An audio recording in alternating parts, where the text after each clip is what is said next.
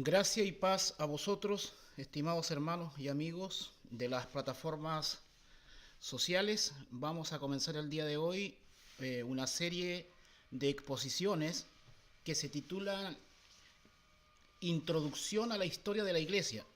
Tengo esta responsabilidad de comenzar a exponer esta serie de temas acá en la iglesia en Valdivia, acá en la nación de Chile.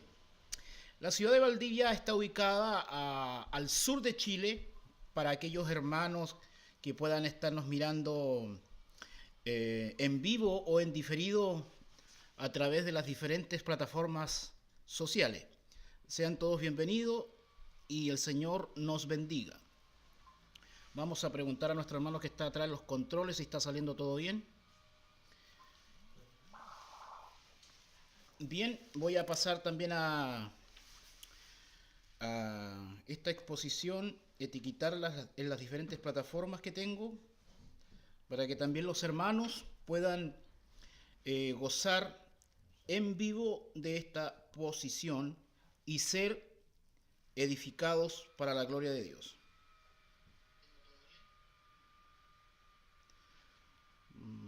Aquí en mi muro de mi Facebook, ya, ahí está. Vamos a etiquetarla también en un grupo que tengo.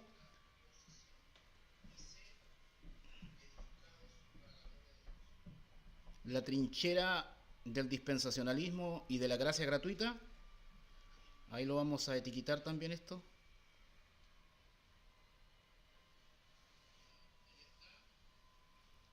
A ver.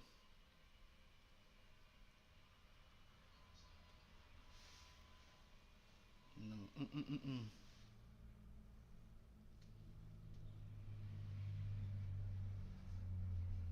Ahí está.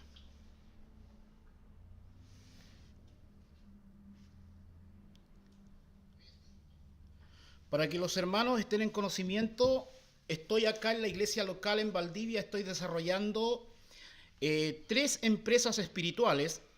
Esta es la número 3 que comienzo el día de hoy.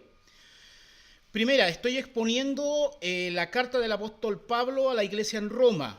Llevo varias exposiciones en ese sentido, que estas exposiciones están alojadas en mi canal de YouTube, que se nombra con mi nombre, así que pueden buscar eso en las redes y suscribirse a ese canal.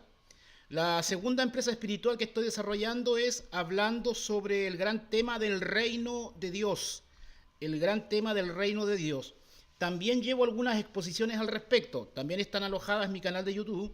Y hoy, como dije recién, comienzo una tercera empresa espiritual, una serie de exposiciones que tienen como título Introducción a la historia de la Iglesia.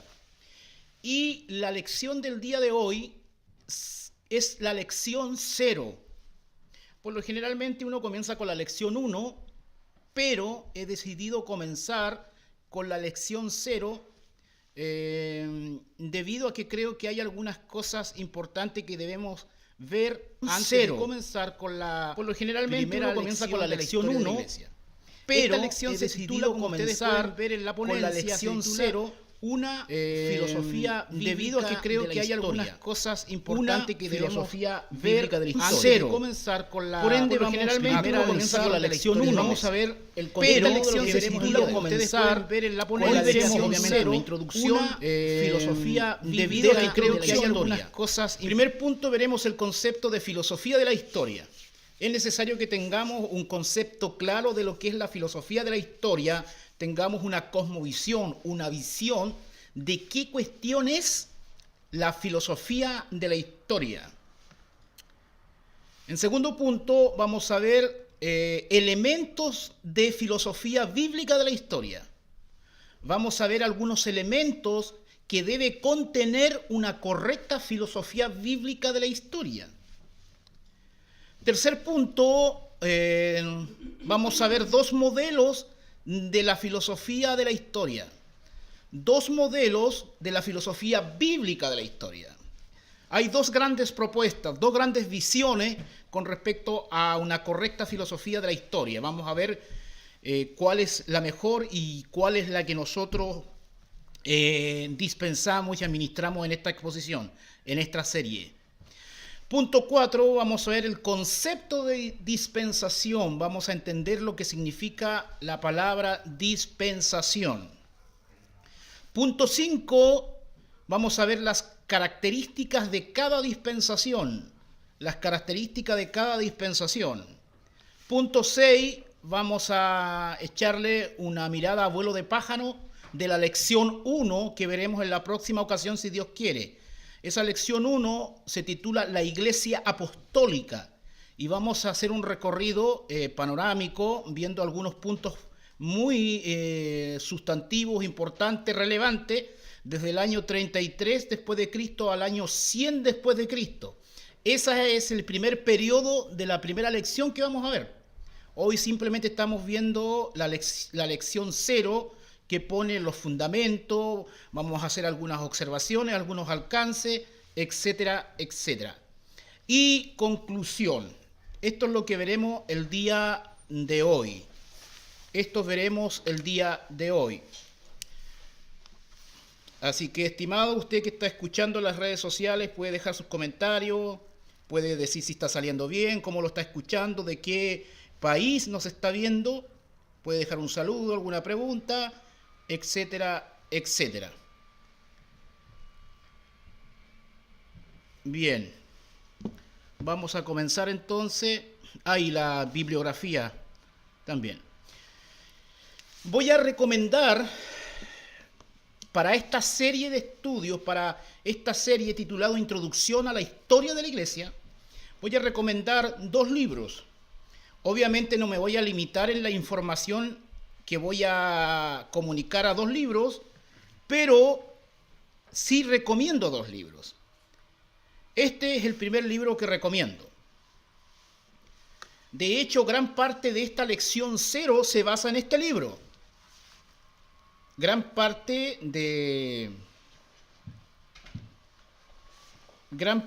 como dije, de esta lección extraigo la información de este libro. Este libro es un libro del doctor Rinald Schauer. Rinald Schauer se titula Sí que hay diferencia, una comparación entre la teología del pacto y dispensacional. Obviamente ahí en la pantalla eso está en inglés, pero voy a enviarle al WhatsApp de la iglesia este libro en PDF para que los hermanos conforme vayan viendo esta cuestión y durante la semana estudien este tema, porque lo que veremos en la lección 0 en este libro está mejor desarrollado. Así que como tarea de la serie, lean ese libro completamente. La iglesia en Valdivia tiene un WhatsApp, un grupo de WhatsApp, y yo lo acabo de enviar ahí. ¿Ya? Ese libro lo acabo de enviar ahí. El segundo libro que vamos a ver es un libro que básicamente habla de la historia de la iglesia. En el mercado de libros de la historia de la iglesia hay muchos libros, muchos. Nuevamente no me voy a limitar a este libro, pero este libro yo lo recomiendo porque es un buen resumen. Es un buen resumen de la historia de la iglesia, es algo panorámico, pero es información seria. Voy a buscar acá donde lo tengo alojado. Historia de la iglesia, acá está. Vamos a buscarlo. Este libro es acá lo pongo en pantalla. Breve historia de la iglesia cristiana, del doctor Howard Voss. Del doctor Howard Voss. Es un libro, no es un libro largo, pero es un libro muy bueno. Fue uno de los primeros libros que yo leí cuando empecé a estudiar esta cuestión de la historia de la iglesia. De hecho, no lo encuentro, pero apenas lo encuentre lo enviaré al grupo de la iglesia. Sé que lo tengo, así que ahí lo vamos a enviar. Ya. Estos dos libros los recomiendo para toda la serie, del doctor Rinald Shower y del doctor Howard Voss. Esos son los dos libros base de todas estas exposiciones. Empecemos con el primer punto, concepto de filosofía de la historia. Concepto de filosofía de la historia. Una filosofía de la historia no solamente es algo que pudiera tener una visión religiosa, bíblico-teológica, sino que también aún el mundo secular ha propuesto filosofías de la historia. Una de las cuestiones que sirve cuando uno tiene una filosofía de la historia, dependiendo de cuál buena ésta sea, es que te da una panorámica de la historia, de la alfa a la omega, te enseña de dónde vienes, te enseña dónde estás y te enseña para dónde vas. O sea, si una filosofía de la historia no te enseña de dónde viene el hombre y a dónde va el hombre, de partida ya es una mala filosofía de la historia. Las cuestiones mínimas que debe ofrecer una filosofía de la historia, repito, es decirnos de dónde venimos, de dónde viene la humanidad, dónde está actualmente y para dónde va. Lo mínimo que podría darnos una correcta filosofía de la historia. Sin embargo, el doctor Rinald Shower nos da una definición de la filosofía de la historia. Dice: una interpretación sistemática de la historia universal. ¿Qué cosa es una filosofía de la historia? Es una interpretación sistemática de la historia universal, conforme a un principio mediante el cual los acontecimientos y las secuencias históricas se unifican y van en dirección a un significado o intención mayor. Eso es una filosofía de la historia. Una interpretación sistemática de la historia universal. O sea, que una correcta filosofía de la historia debe darnos una interpretación sistemática de la historia universal, es decir, del comienzo hasta el fin, conforme a un principio mediante el cual los acontecimientos y la secuencia histórica se unifican. Es decir, esa interpretación sistemática de la historia debe ser unida por un principio unificador. La filosofía de la historia tiene que regalarnos un principio unificador, básicamente que una y cohesione todas las etapas de la historia. O sea, es algo sistemático, hay un principio unificador en el cual los acontecimientos y las secuencias históricas, o edades, podríamos decir, se unifican y van en dirección a un significado. O sea, la historia tiene un telos, tiene un propósito, tiene una meta, no es algo fortuito, no es algo que no sabemos dónde va a terminar esto, no.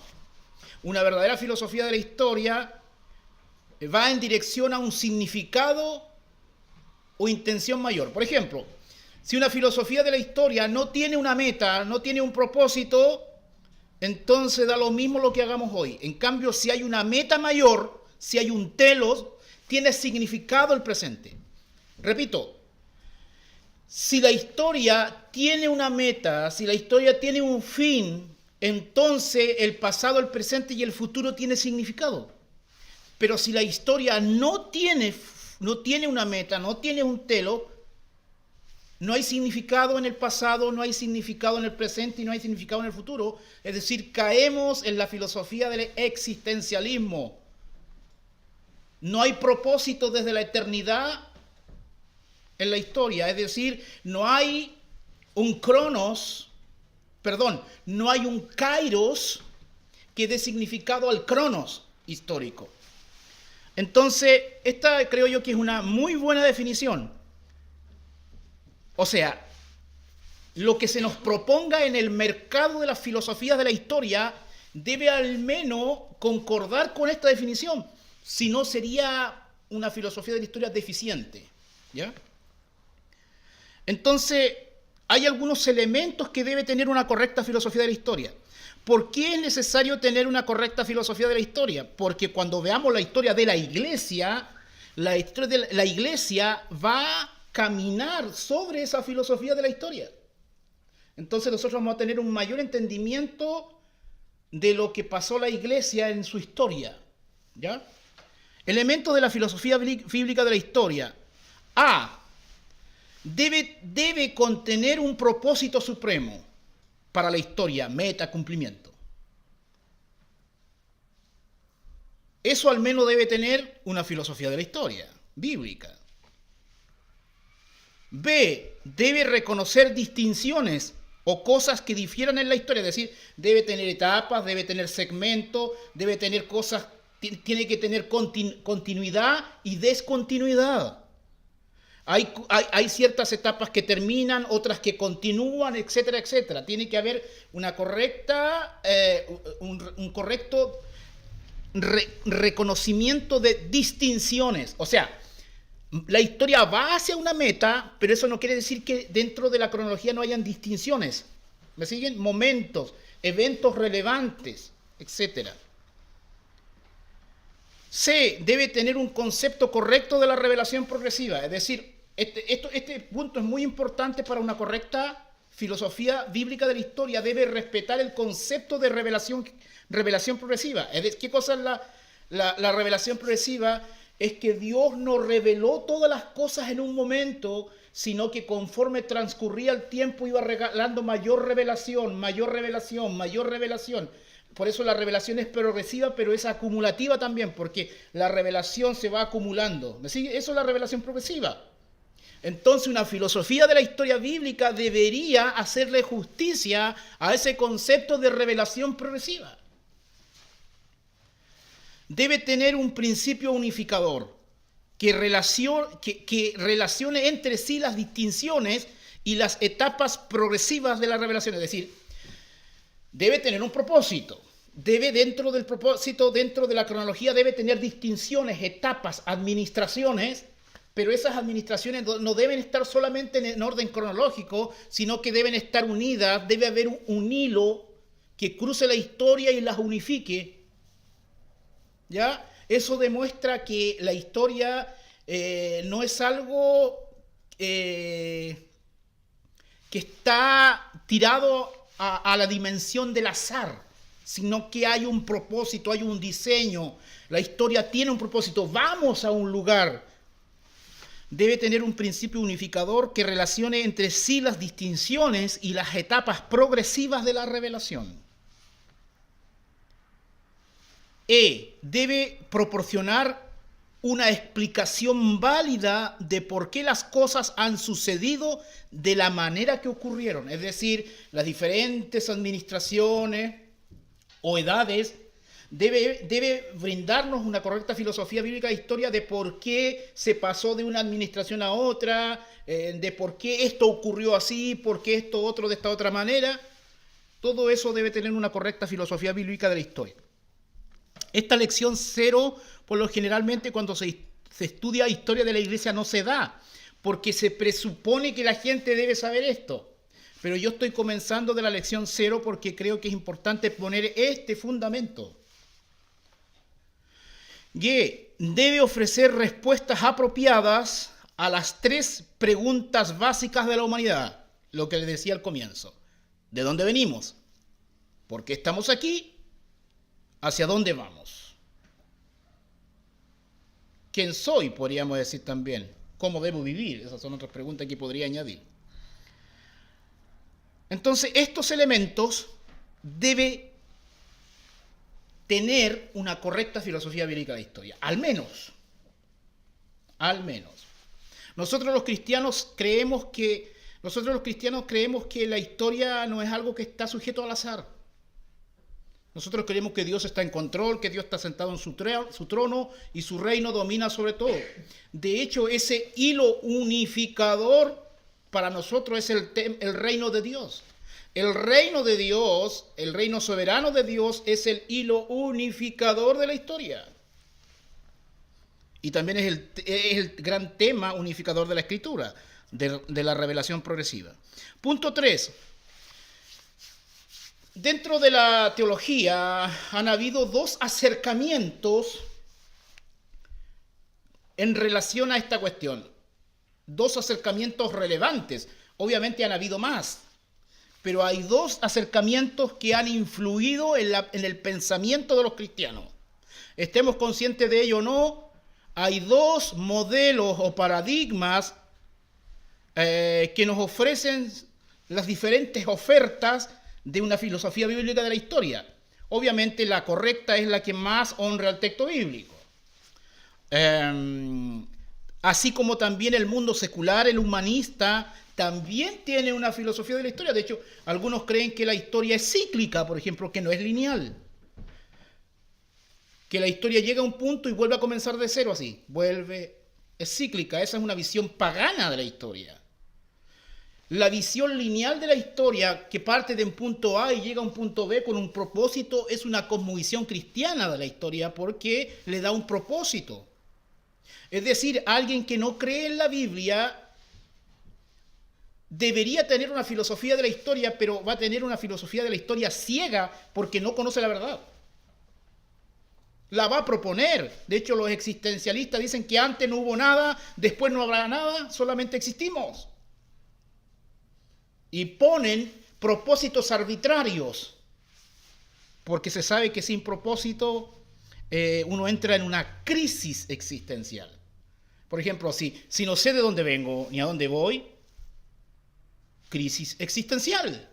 Por eso nos pasa a muchos cuando somos jóvenes y no entendemos algunas cosas.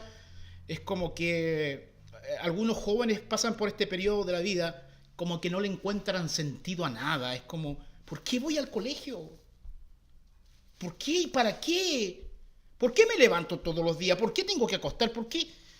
¿Por qué? No, pero ¿tiene sentido esto? Entonces estamos en un momento donde la gente ha abandonado el verdadero sentido bíblico y ya se ha volcado a buscar otros sentidos fuera de la revelación de Dios. Y esto se llama revolución de la autopercepción. Algo de eso hablamos en un programa anoche. Estamos en una revolución identitaria. Es decir, cuando tú abandonas lo que la Biblia dice de ti, buscarás otra cosa que hable de ti. Pero si no te basas en la revelación, te vas a basar en alguna mentira de la serpiente. Entonces, si desecho la revelación progresiva de Dios, la Biblia, voy a tratar de buscar significado fuera de la Biblia. ¿Quién es el que me da mi significado? Oh, mi interior. Entonces, algunos dicen, no tiene significado que yo sea hombre, entonces me autopercibo como mujer. Otras mujeres dicen que no tiene significado que yo sea mujer, me autopercibo como hombre, quizá ella encuentre algo.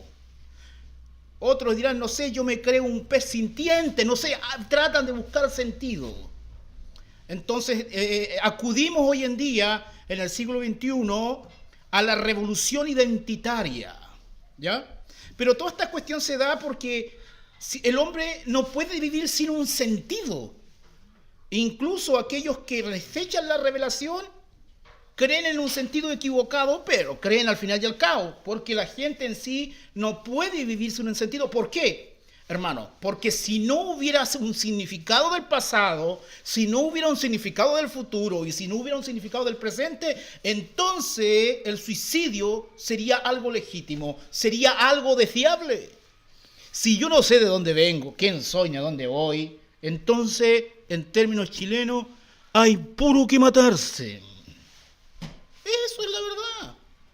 Porque nada tiene sentido. Entonces... De hecho, los argumentos para las personas que se matan debieran ser esos. Claro, el hermano acá dice... No encuentran sentido a la vida. Claro, un hermano acá en la iglesia en Valdivia dice, para que sepan los hermanos que están escuchando ahí las redes sociales, que de hecho esa es una de las razones por aquellas personas que se suicidan.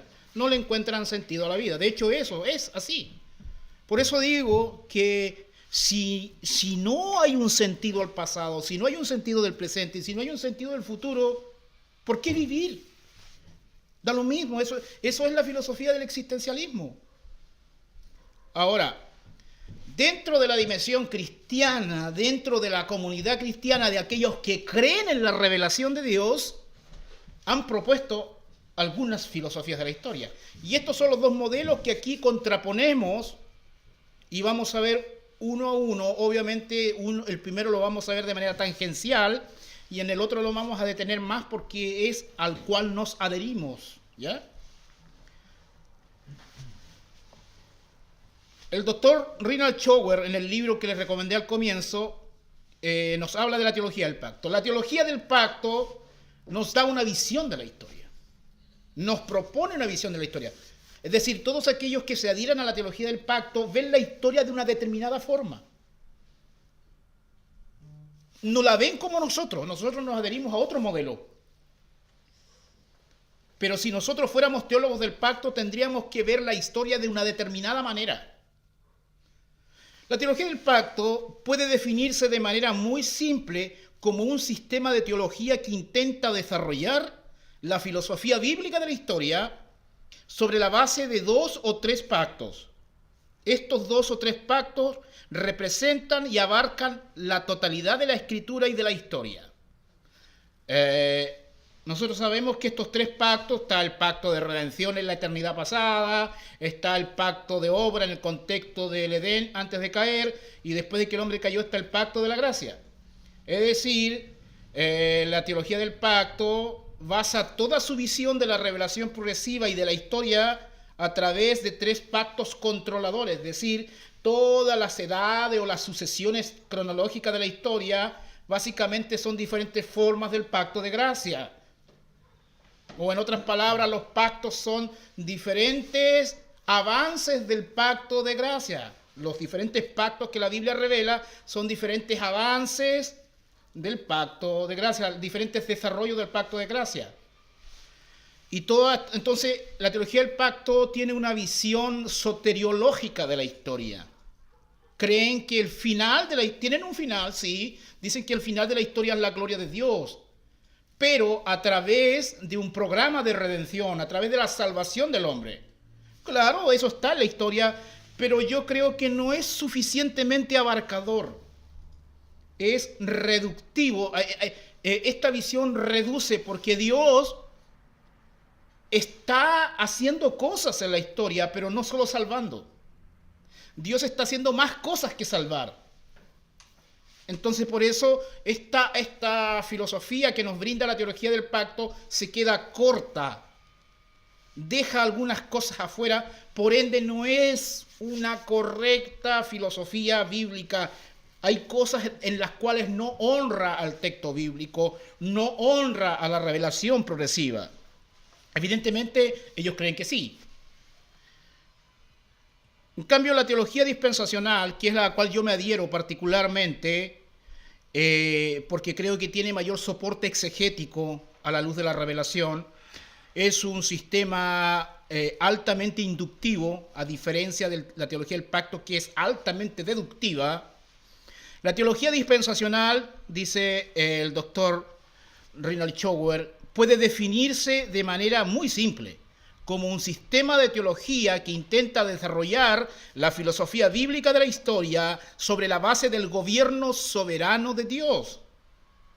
Considera que la totalidad de las escrituras y la historia están comprendidas en varias dispensaciones del gobierno divino. Entonces, la filosofía de la historia que nos regala la teología dispensacional, que se basa en un correcto método gramático histórico de interpretación, nos dice que en la historia hay diferentes dispensaciones. Vamos a ver qué significa una dispensación. Pero nos está dando una panorámica de la historia que está tratando de decirnos de dónde venimos, a dónde vamos y dónde estamos.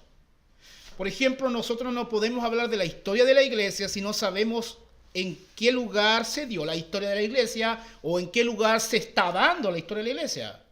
Tenemos que ubicarnos dentro de la cronología de Dios y donde el Cairo ha visitado el crono en diferentes periodos de la historia.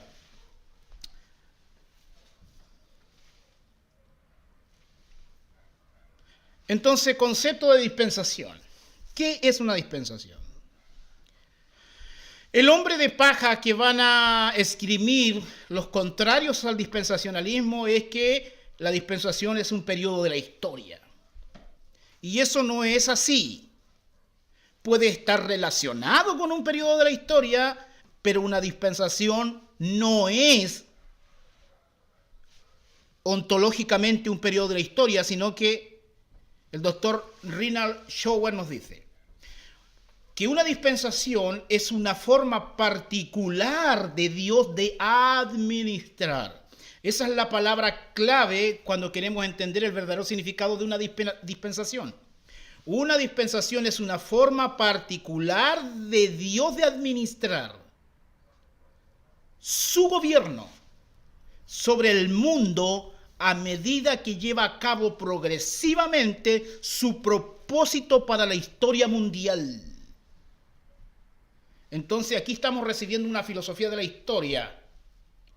Entonces, una dispensación o las dispensaciones no son diferentes formas de salvación, como dicen los teólogos del pacto, esgrimiendo hombres de paja. No, una dispensación son diferentes administraciones de Dios a lo largo de la historia. Es decir, Dios ha tenido formas de gobernar. Si bien es cierto, Dios gobierna toda la historia, pero ha tenido diferentes formas de gobernar, diferentes administraciones, diferentes mayordomías, ha gestionado su gobierno a través de la historia. Entonces nosotros cuando veamos la historia de la iglesia debemos presuponer esto, porque esto es el telón de fondo. ¿Me siguen? Características de cada dispensación. Hay características esenciales y ya hay características no esenciales. Hoy no estamos viendo específicamente el dispensacionalismo, solamente estamos acudiendo y apelando a esta cuestión para poner un fundamento a las lecciones de la historia de la iglesia que vamos a ver. Por ende, vamos a ver las características esenciales de una dispensación. Les anticipo que se habla de 7 administraciones. Entonces, cuando usted vea la historia y vaya al punto A y vaya al punto Z, del alfa a la omega, comienzo de la historia, fin de la historia, usted debe hacerse la idea que hay 7 administraciones, 7 mayordomías de Dios que cubren toda la historia. También se llaman dispensaciones. Cada dispensación tiene un factor gobernante. ¿Qué cosa significa esto? Debe tener una manera particular en la cual Dios administra su gobierno.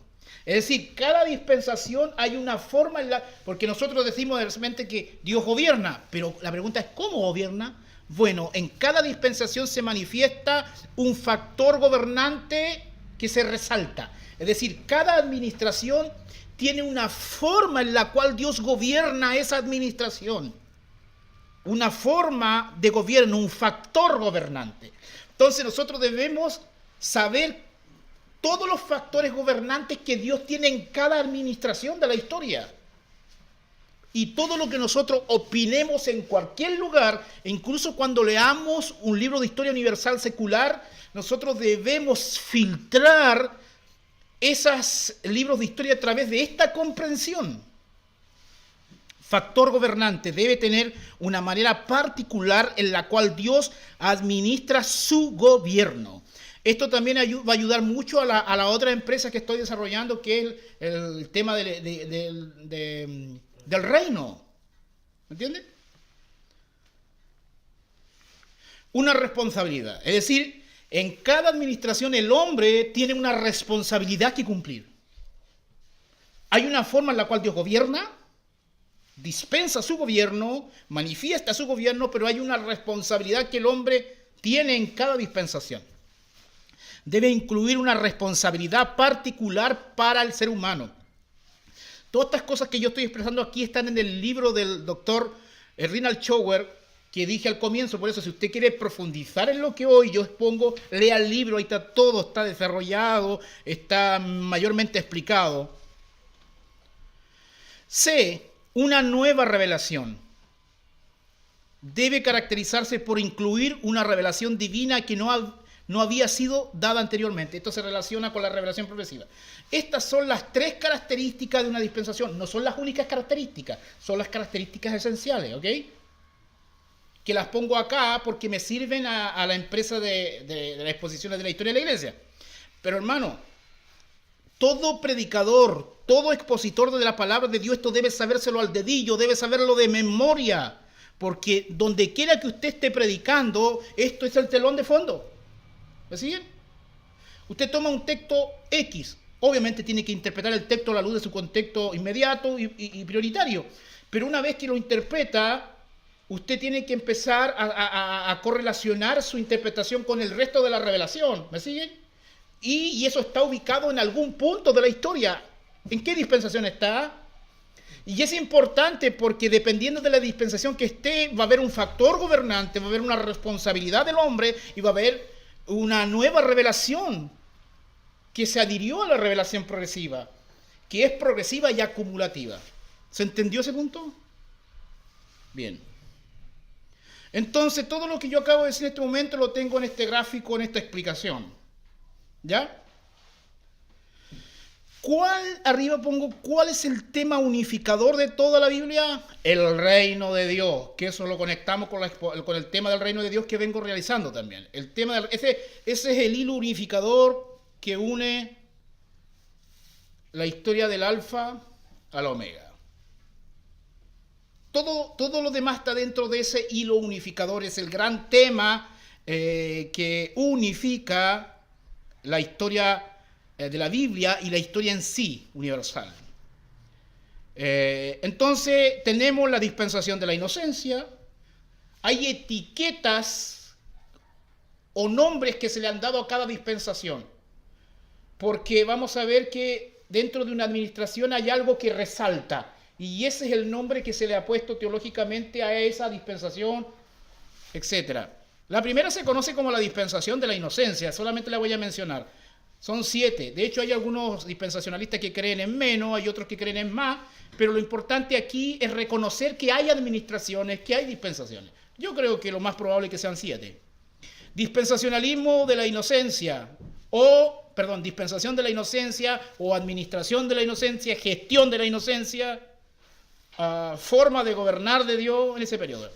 La segunda sería la dispensación de la conciencia. Dispensación de la conciencia. Después la tercera sería dispensación del gobierno humano. La dispensación del gobierno humano. La cuarta sería la dispensación de la promesa.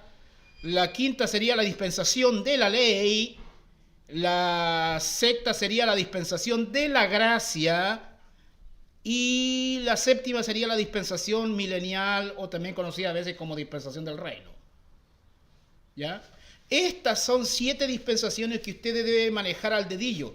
Así como el dispensacionalismo me está dando una filosofía de la historia, el teólogo del pacto también hace lo propio, con otro modelo, con otro paradigma.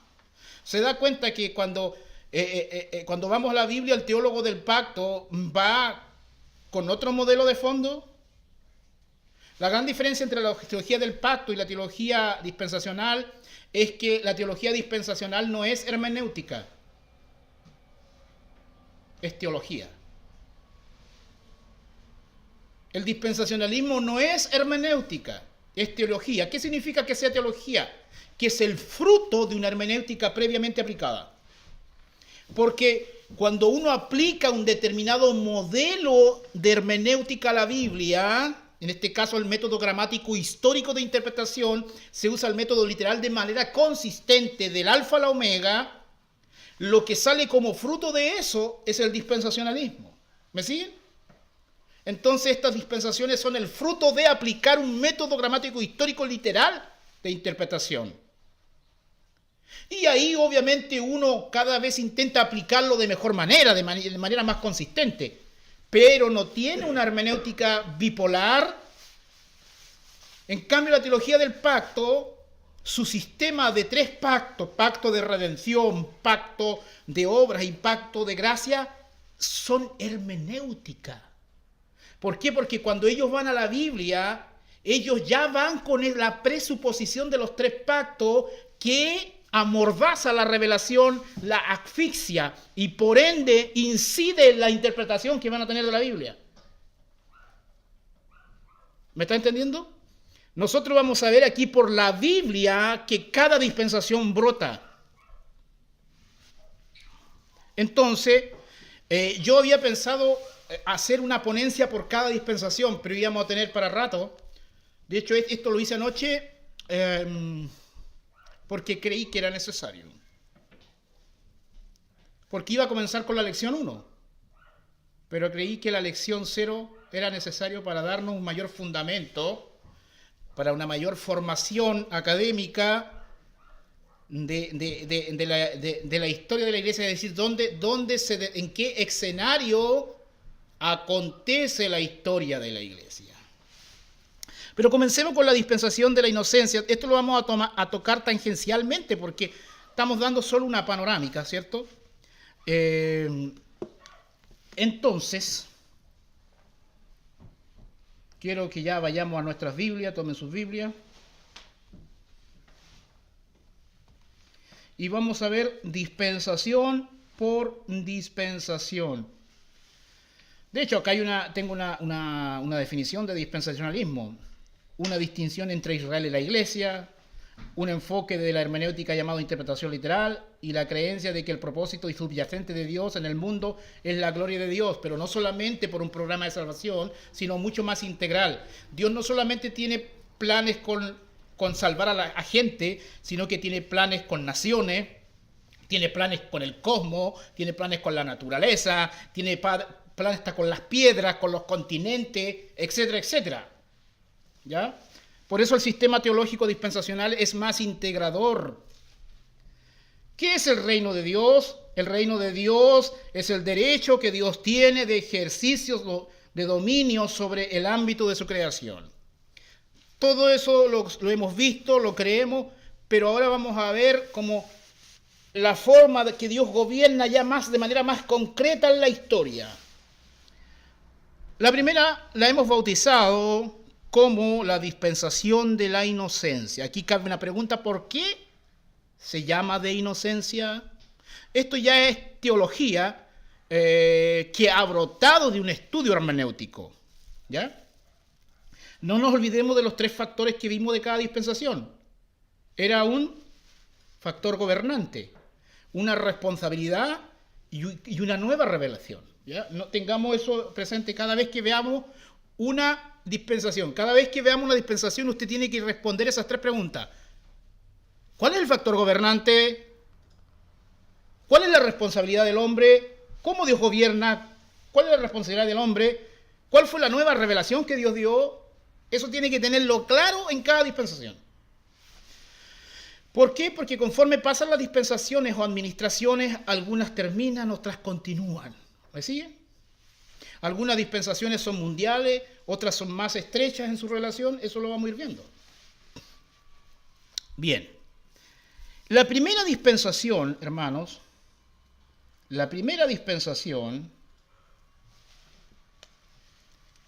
comienza básicamente en Génesis capítulo 1, versículo 26. ¿Qué dice? Mire, aquí por cada dispensación yo voy a leer un texto inicial y un texto final, es decir, ese es el periodo de revelación que incluye cada dispensación. Eso voy a ir haciendo y voy a ir dando la panorámica. Por ejemplo, la dispensación de la inocencia comienza en Génesis 1.26. Leamos Génesis 1.26. Leo Génesis 1.26, dice. Leo Génesis 1.26. Génesis 1.26.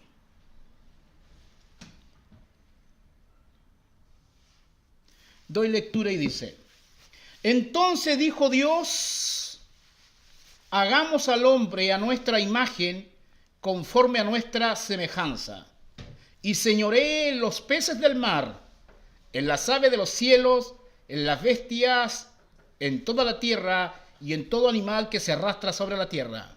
Esta dispensación tiene que ver con la historia, con la cuestión del hombre en la tierra. ¿Me siguen? ¿Cuándo comienza? Cuando comienza el hombre, obvio. Entonces dijo Dios, hagamos al hombre a nuestra imagen, conforme a nuestra semejanza, y señoree en los peces del mar, en las aves de los cielos, en las bestias, en toda la tierra y en todo animal que se arrastra sobre la tierra. Aquí está dando un mandato de reino. Pero esta dispensación termina en Génesis 3:24.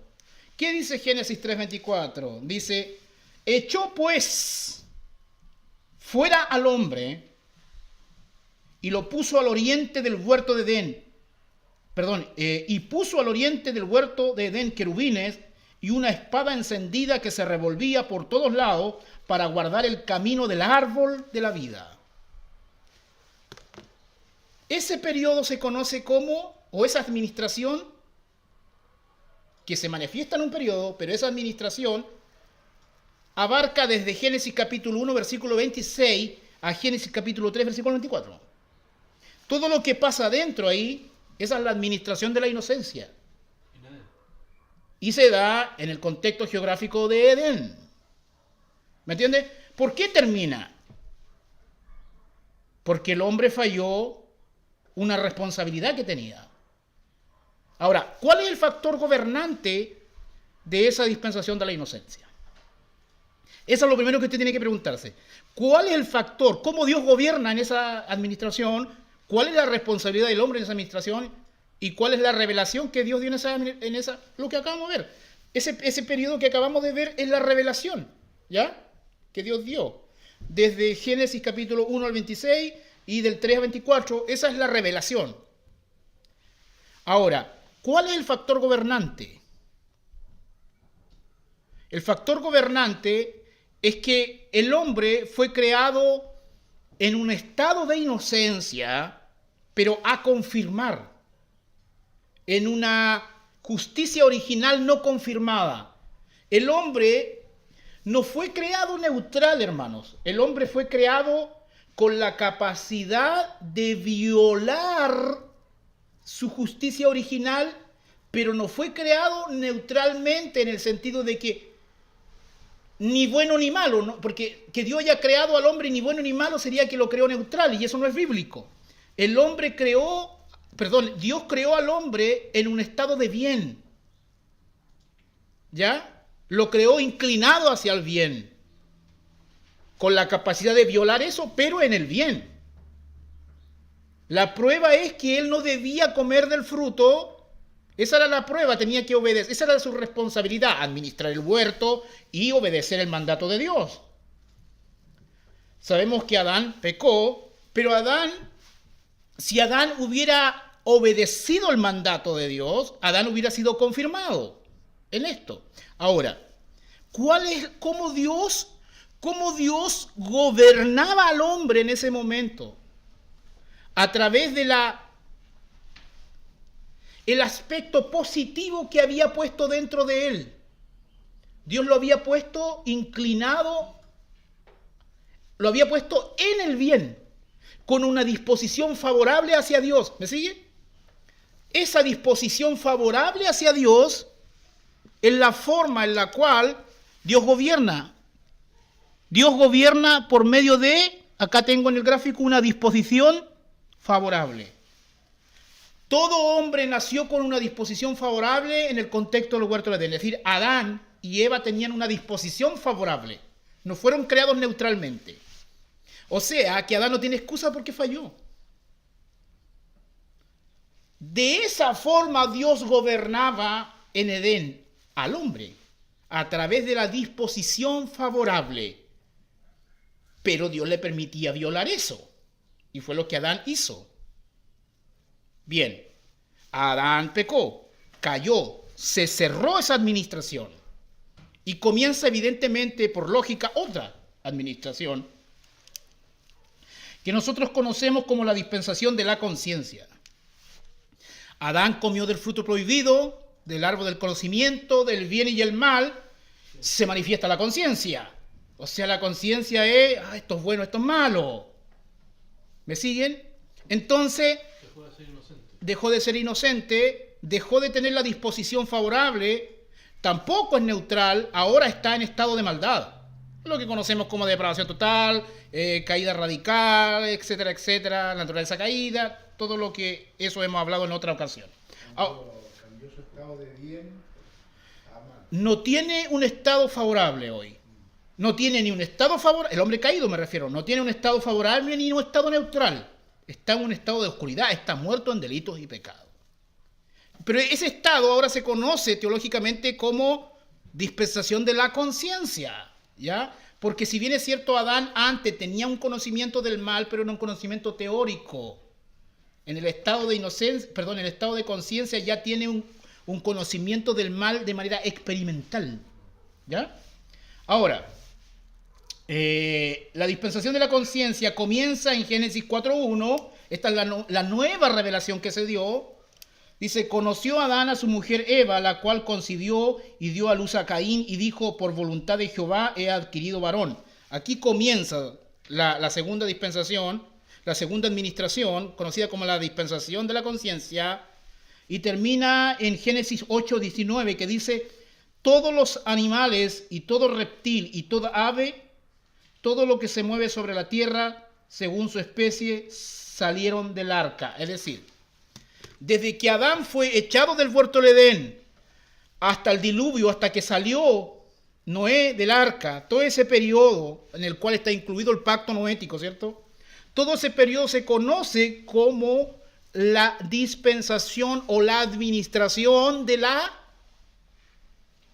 conciencia. Pregunta, ¿cómo Dios gobernaba la segunda dispensación? La primera dispensación la gobernaba a través de la disposición favorable, que el hombre ahora ya no tiene. Pero sin embargo Dios sigue gobernando. ¿Cómo Dios gobierna la segunda dispensación? Dios la gobierna a través de la conciencia. De la voluntad del hombre de hacer lo bueno o lo malo. De esa forma Dios gobierna al hombre. Si nosotros leemos Romanos 2, si no me equivoco, 2:14, vamos a ver. 2:14.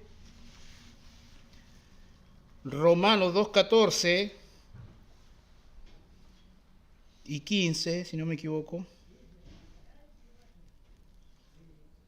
Romanos 2:14 y 15.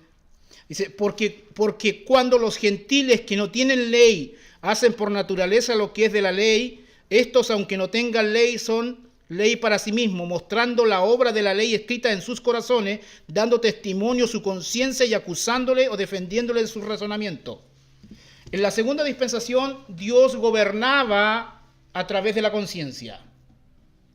Pero no solamente a través de la conciencia, sino que de acuerdo al gráfico acá vemos que Dios también contendía la contienda del Espíritu Santo. Es decir, el Espíritu Santo contendía y frenaba la maldad del hombre. Frenaba la maldad, por eso dice, ya no contenderá más mi espíritu con el hombre. ¿Se acuerdan en algún momento? Porque había un freno. Es decir, hermano, esto es importante porque en la segunda dispensación hay dos frenos. No nos olvidemos que cuando el hombre cae es un depravado. Pero si Dios no pone freno, el hombre se desbanda. Entonces Dios tiene dos frenos. Tiene el freno de la conciencia y el freno de la contienda del Espíritu Santo. ¿Me siguen? Ahora, ¿por qué se bautiza como la dispensación de la conciencia? Porque es lo más relevante. Porque cuando desobedeció y comió, se manifiesta la conciencia. Después, a la luz de mucha Biblia, nosotros vemos que también está la contienda del Espíritu Santo, pero eso lo vamos a entender más adelante. Pero ahora entendamos que hay dos frenos. La conciencia y la contienda. Cuando hablo de la contienda es que el Espíritu Santo está frenando la maldad. ¿Ya? A pesar de eso, el hombre falla. Esa es la responsabilidad del hombre. El hombre debía obedecer su conciencia y debía obedecer al Espíritu Santo.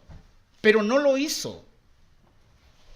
Y como no lo hizo, obviamente Dios envió un juicio, porque cada dispensación también se caracteriza por un juicio.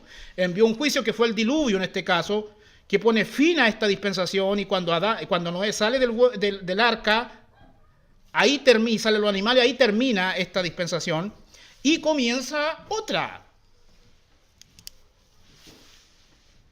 Entonces tenemos que en la segunda dispensación hay dos formas por las cuales Dios gobierna: conciencia y la contienda del Espíritu. Pasamos a la tercera dispensación, que se conoce como la dispensación del gobierno humano. Y vamos a leer Génesis 8:20. Aquí comienza la nueva revelación. Dice: y edificó Noé un altar a Jehová, y tomó de todo animal limpio y de toda ave limpia, y ofreció holocausto en el altar. Ahí comienza la tercera dispensación. Y esta dispensación también tiene un fin y termina en Génesis 11:32. Y fueron los días de Taré 205 años, y murió Taré en Aram. Ese periodo o esa revelación pertenece a la dispensación del gobierno humano. Es decir, ¿se acuerdan del pacto noético? En el pacto noético Dios establece la pena capital de muerte. La pena capital de muerte. Entonces, ¿cuál es el factor gobernante que Dios usa de manera principal? Ya vemos que no es el único factor, porque estos factores gobernantes se van acumulando, ¿me entiende? Pero el principal factor gobernante es el gobierno humano. Correcto, en Génesis, por ejemplo, 9:6, podemos ver eso. Vamos a leerlo mejor. Génesis 9:6.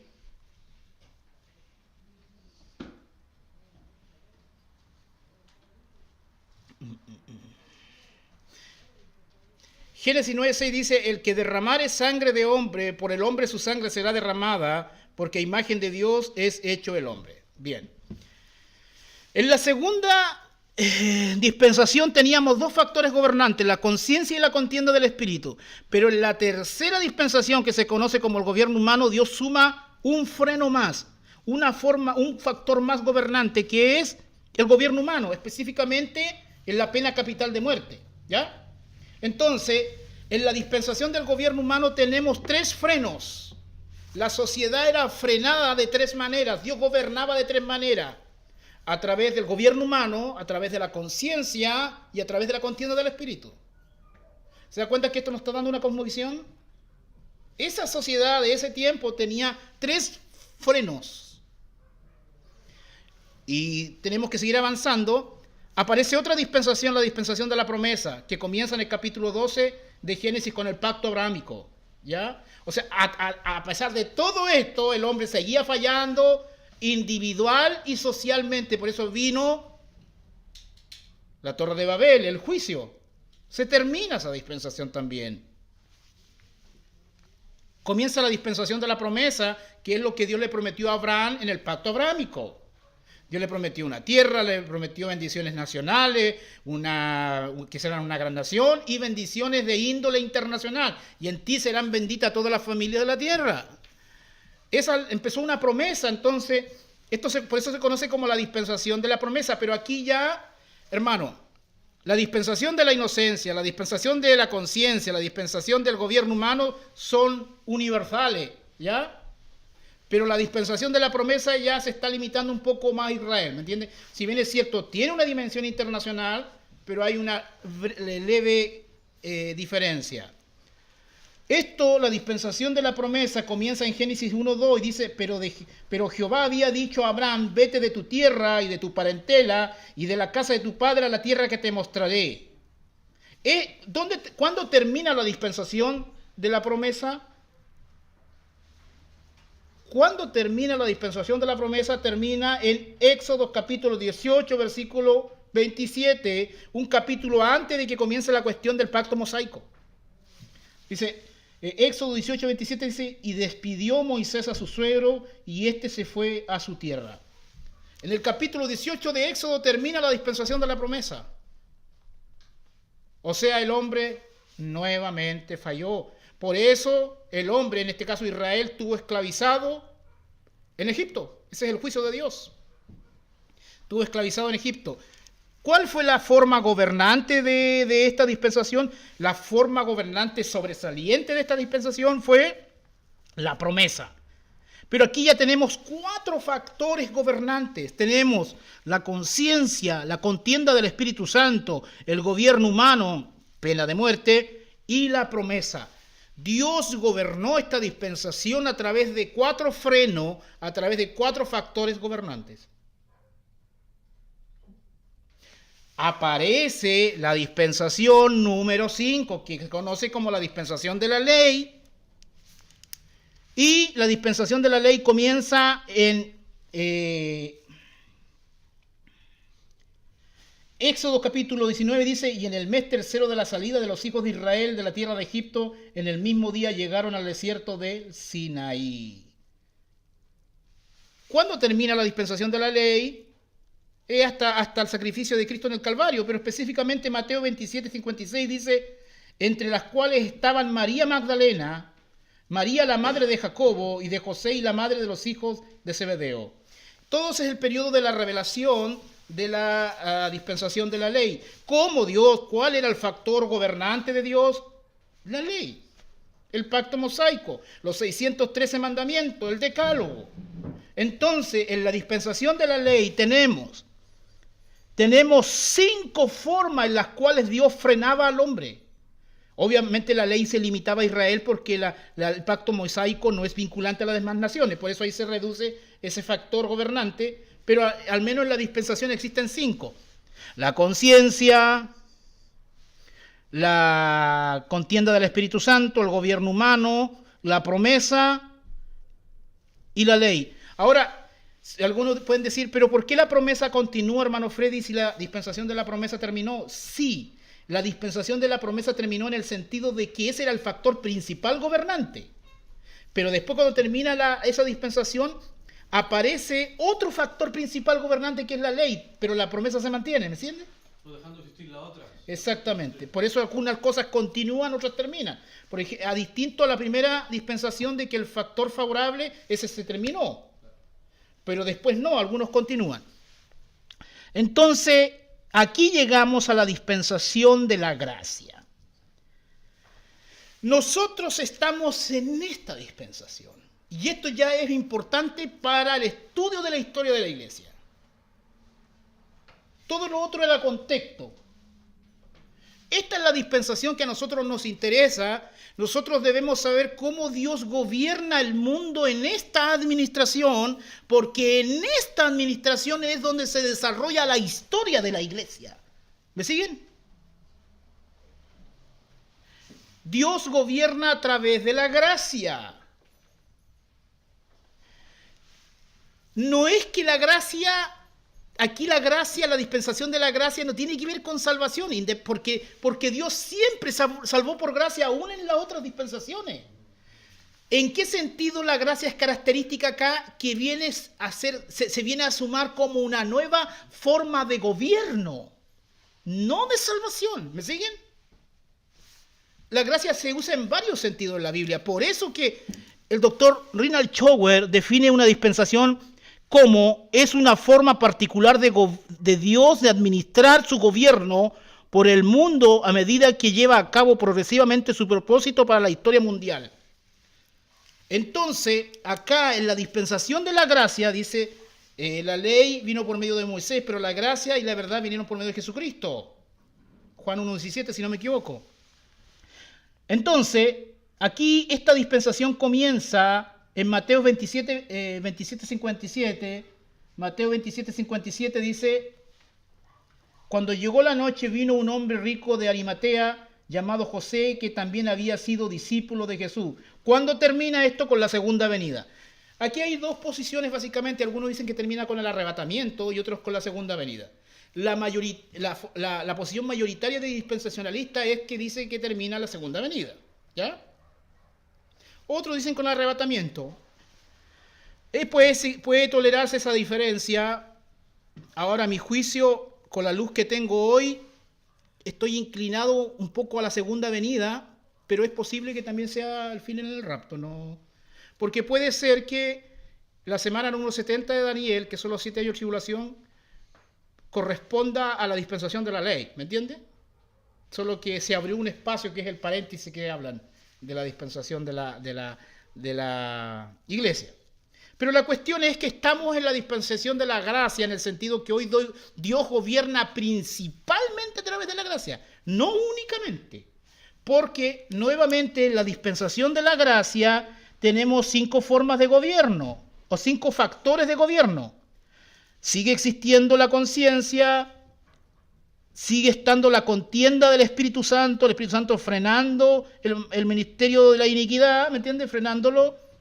El gobierno humano sigue existiendo, Romanos capítulo 13, ¿me siguen?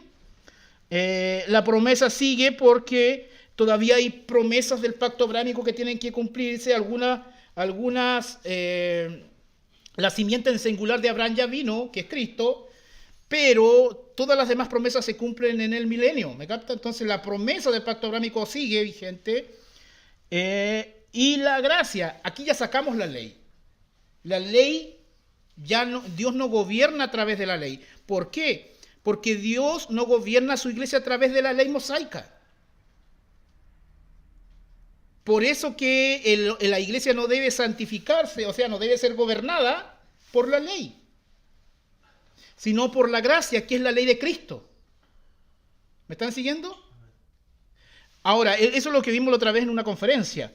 Entonces, hoy, hermano, cualquier análisis que usted haga de la sociedad hoy, usted debe saber que Dios está frenando esta sociedad a través de la conciencia, a través de la contienda del espíritu, a través del gobierno humano, a través de la promesa y principalmente a través de la gracia. En ese sentido, la ley fue sustituida por la gracia, y que es a su pueblo. Tiene que ver con la santificación. ¿Cómo Dios gobierna a su pueblo en este tiempo?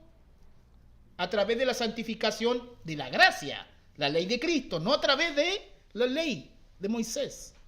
Ahora, para cualquier análisis tenemos que entender esto, porque cuando veamos la historia de la iglesia vamos a ver que la iglesia cae en muchos errores, hay muchas victorias, pero nosotros tenemos que entender que estos factores están de fondo en este periodo. ¿Me sigue?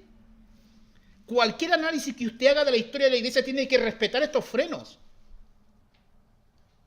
Cualquier cosa que usted predique dentro de este periodo tiene que respetar estos frenos. Cualquier análisis sociológico, bíblico, sociológico que usted haga, tiene que respetar estos frenos. Cuando dice, por ejemplo, hoy la maldad, hoy en día, dice, la maldad sí que está fuerte hoy. O sea, que a pesar de la conciencia, a pesar de la contienda del espíritu, a pesar del gobierno humano, porque el gobierno humano no siempre respeta el diseño que Dios le dio, no siempre está la pena capital de muerte en los códigos penales de cada nación. Bueno, se vio en Babel. ¿Ah? No siempre el gobierno humano. Por eso terminó la dispensación del gobierno humano, como dispensación, aunque el factor gobernante continúa porque se ha seguido aplicando de manera intermitente en algunas naciones. Es un freno. Ahora, solamente para terminar y redondear el tema, también hay una última dispensación que es la dispensación del milenio, que tiene que ver con el milenio de Apocalipsis capítulo 20. Básicamente lo voy a leer aquí para que se entienda. Vi un ángel que descendía del cielo con la llave del abismo y una gran cadena en la mano, y prendió al dragón, la serpiente antigua, que es el diablo y Satanás, y lo ató por 1000 años, y lo arrojó al abismo, y lo encerró, y puso su sello sobre él para que no engañase más a las naciones hasta que fuesen cumplidos 1000 años, y después de esto debe ser desatado por un poco de tiempo. Y vi trono, y se sentaron sobre ellos los que recibieron la facultad de juzgar, y vi las almas de los decapitados por causa del testimonio de Jesús y por la palabra de Dios, lo que no había adorado a la bestia ni a su imagen, y que nos recibieron la marca, y que no recibieron la marca en sus frentes ni en sus manos, y vivieron y reinaron con Cristo 1000 años, pero los otros muertos no volvieron a vivir hasta que se cumplieron 1000 años. Esta es la primera resurrección. Bienaventurado y santo el que tiene parte en la primera resurrección. La segunda muerte no tiene potestad sobre esto, sino que serán sacerdotes de Dios y de Cristo, y reinarán con él 1000 años. Esta es la dispensación del milenio, y la revelación nueva que se dio es Apocalipsis capítulo 20, del 1 al 6. ¿Cuáles son los factores gobernantes que Dios ha de manifestar en el milenio? La conciencia sigue existiendo en el milenio. El gobierno humano sigue existiendo en el milenio porque siguen habiendo naciones. Pero el factor principal gobernante es el gobierno teocrático de Cristo. El gobierno teocrático de Cristo cuando se siente en el trono de David. Ahora, la contienda del Espíritu ya no va a estar. De hecho, la contienda del Espíritu termina cuando termina la... esa contienda del Espíritu sí termina en el arrebatamiento. ¿Me entiendes? Y ese sería un buen argumento para decir que la dispensación de la gracia terminaría ahí. ¿Ya? Pero el punto está que en el milenio no está la contienda del Espíritu, no está la promesa porque está cumplida. Okay, ¿quién va a contender? Es el rey. Es el rey. En el milenio quien contiende es el rey, el gobierno teocrático. Pero también está el gobierno humano de las otras naciones. Y la conciencia, evidentemente. Que en el fondo son todas formas en las cuales Dios gobierna también. Entonces, hermanos, yo acabo de dar aquí una panorámica de la historia que nos brinda una filosofía de la historia. Nosotros debemos centrar todas las demás exposiciones que vienen en la dispensación de la gracia. Todo lo que dije, lo que hablé de esto es para entender ese punto. Pero la dispensación de la gracia no como forma de salvación, sino como forma de gobierno, independientemente que Dios gobierna por gracia. Pero Dios ha salvado por gracia durante todas las dispensaciones. Pero cuando la gracia adquiere un énfasis como dispensación, es en el sentido de gobierno de Dios. Ahora, consigamos, esto solamente rápido lo pongo para seguir entendiendo. La parte amarilla aquí es donde se va a dar la historia de la iglesia. ¿Ya? Hasta la cruz, Cristo murió. No vamos a hablar de las 70 semanas de Daniel. Ese es un tema que no está pensado para hoy, solamente para que tengamos una imagen panorámica ya más enfocada, ¿cierto? La dispensación de la gracia básicamente sería la parte amarillita aquí donde dice la iglesia. Hoy estamos en el año 2024. Al comienzo de la parte amarillita, básicamente, donde estamos en Hechos capítulo 2, ahí va a comenzar la exposición que viene, la exposición número 1. Ahí ya vamos a hablar de frentón de la historia de la iglesia.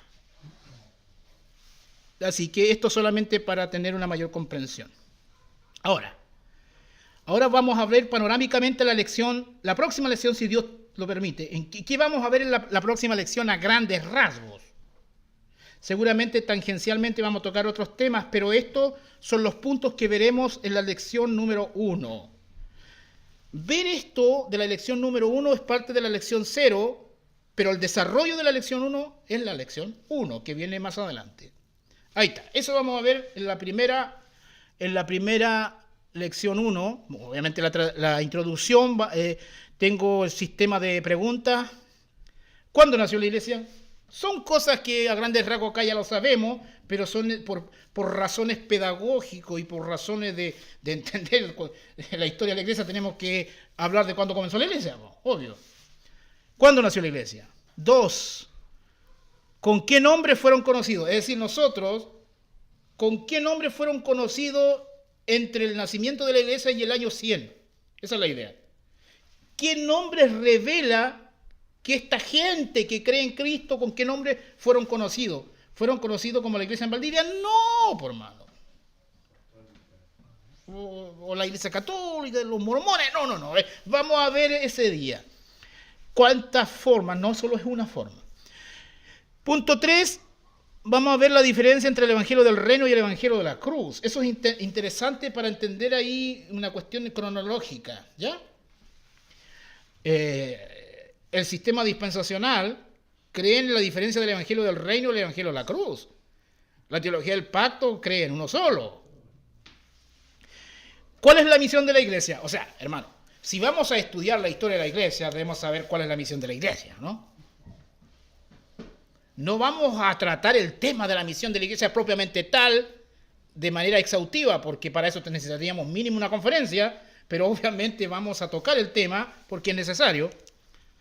Tenemos que comprender la misión de la iglesia para tener un pensamiento crítico al ir estudiando lo que pasa con la iglesia. Otro punto, ¿cómo fue su expansión inicial? cómo se expandieron geográficamente. ¿Qué nos revela el libro de Hechos? Porque el libro de Hechos es el libro de la historia de la iglesia inspirado. ¿Ya? Está de más decir que ese libro de historia uno lo recomienda, porque eso es obvio. El libro de Hechos de los Apóstoles. ¿Cómo fue su expansión inicial? Ahí vamos a ver el aspecto geográfico de la expansión, de cómo llevaron a cabo la misión, etc.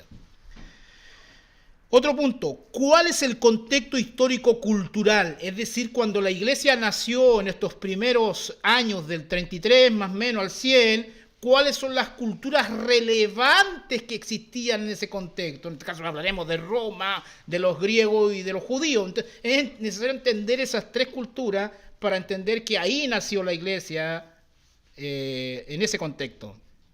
Otro punto, el último punto, ¿cuáles fueron las primeras persecuciones? Dentro de los 100 años. ¿Cuáles fueron las primeras persecuciones que los cristianos tuvieron? Eso vamos a ver en la primera lección. ¿Quedó claro? Y esa lección se llama la Iglesia Apostólica. ¿Por qué? Porque básicamente el periodo de los apóstoles, de hecho Juan fue el último apóstol en morir ya en la década de los 90. ¿Me entiendes? Está cerrando el siglo. Entonces por eso se conoce como la Iglesia Apostólica, porque los apóstoles estaban vivos. Esa es la idea. Ahí vamos a enfocar también. Probablemente añada un punto más. Esto solamente es como una degustación, porque vamos a ver que hay dos apóstoles principales ahí, que es Pedro y Pablo. Uno puede dividir ese periodo también en la historia de Pedro y la historia de Pablo, que es básicamente cómo se estructura el libro de los Hechos. Entonces, vamos a ver eso. Vamos a clasificar los libros, algunos libros del Nuevo Testamento, unos para allá, otros para acá. ¿Cuáles son los libros que usó Pedro? ¿Cuáles son los libros de Pablo? ¿Cuáles son los libros para predicar el evangelio a los gentiles? ¿Cuáles fueron los libros que usó Pedro para predicar el evangelio a los judíos? Evangelio de la circuncisión, evangelio de la incircuncisión. Vamos a ver todas esas aclaraciones. Porque esa ya es netamente, comenzamos la historia de la iglesia. Ese es un fundamento básico para entender ya comenzar el siglo II y seguir tomando las lecciones, vamos a los padres de la iglesia, las otras persecuciones, el origen del canon, las herejías que predicaron, el gnosticismo, etcétera, etcétera, etcétera. La idea, hermano, de este año es terminar al menos con el periodo de la iglesia antigua, siglo IV, V, por ahí. ¿Ya? Al menos esa meta por este año. Dios quiera prosperar esa empresa. Después el otro año, si Dios nos permite, seguiremos con la Edad Media. La idea es terminar hasta la Edad Contemporánea, hasta hoy. Bueno, lección 0, una filosofía bíblica de la historia. Creo que hemos quedado claros a grandes rasgos. Les invito a leer el libro. Sí que hay diferencia, una comparación entre las teologías del pacto y dispensacional, Dr. Reinhard Schauer. Breve historia de la Iglesia Cristiana, Dr. Howard Voss, que yo se lo voy a enviar apenas lo encuentre. Gracias y paz a vosotros. Damos término a la lección 0 del día de hoy.